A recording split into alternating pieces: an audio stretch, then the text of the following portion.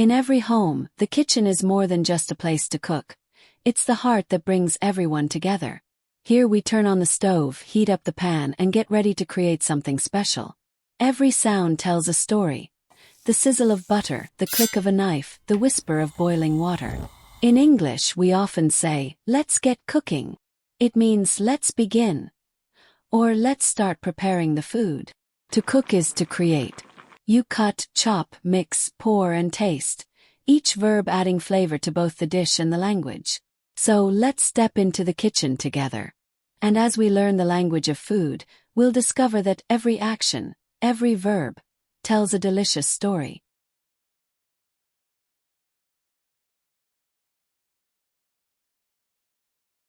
Before we cook, we prepare. In English, we say, "Get everything ready," meaning to organize what you'll use. You take out the vegetables, wash them off, and lay them out on the counter. Every movement has a purpose. You peel the carrots, slice up the onions, and chop up the tomatoes. The verb to chop up means to cut something into small pieces. Quick, rhythmic, almost like music. You might crack open an egg, pour in some milk, or measure out the flour. These phrasal verbs, crack open, pour in, measure out, bring action and texture to our speech, just like they do in the kitchen. Every time we move our hands, we speak the language of cooking. Each step prepares not only the food but also our mind, ready to mix things up and create.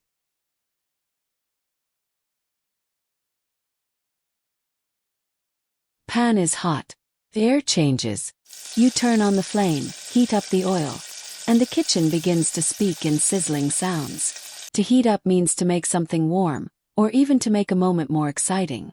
You put in the onions, and they sizzle away. Sizzle away describes that soft crackling sound, the sound of flavor being born. Then you stir up the sauce, gently, slowly, with patience. To stir up can also mean to create something new. Emotions, ideas, even memories. You add in a pinch of salt, maybe throw in some herbs. As the aroma fills the air, you turn down the heat, letting the food simmer down, calm and full of taste. Simmer down means to cook slowly, or even to relax. In the kitchen, language and flavor are the same. Both grow richer with time, warmth, and attention.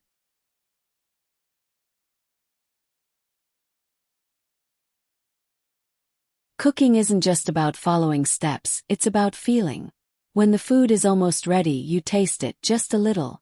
You might say, "Let's see how it tastes."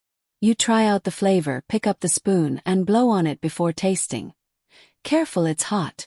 To try out means to test something for the first time. Maybe it needs more salt. You add in a bit more, stir it up, and taste again. This process is called adjusting, to make small changes until it's perfect. Sometimes we use the phrase "season to taste," meaning, add spices until it feels right for you.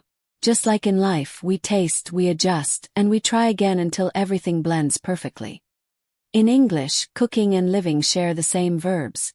Both require patience, balance, and a touch of love.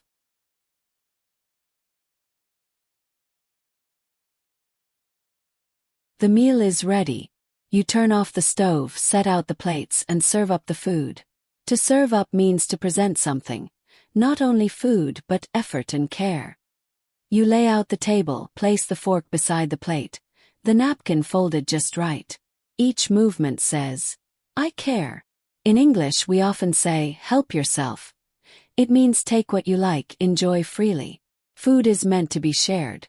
You pass around the dishes, hand out the glasses, and fill up each one with warmth. The kitchen becomes a stage where generosity speaks louder than words. Every dish tells a story, not only of ingredients but of the hands that made it and the hearts that share it.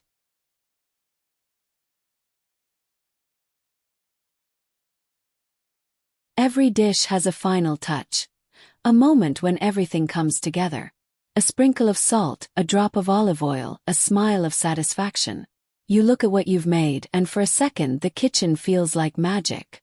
The verbs, the sounds, the warmth, they all became one beautiful language.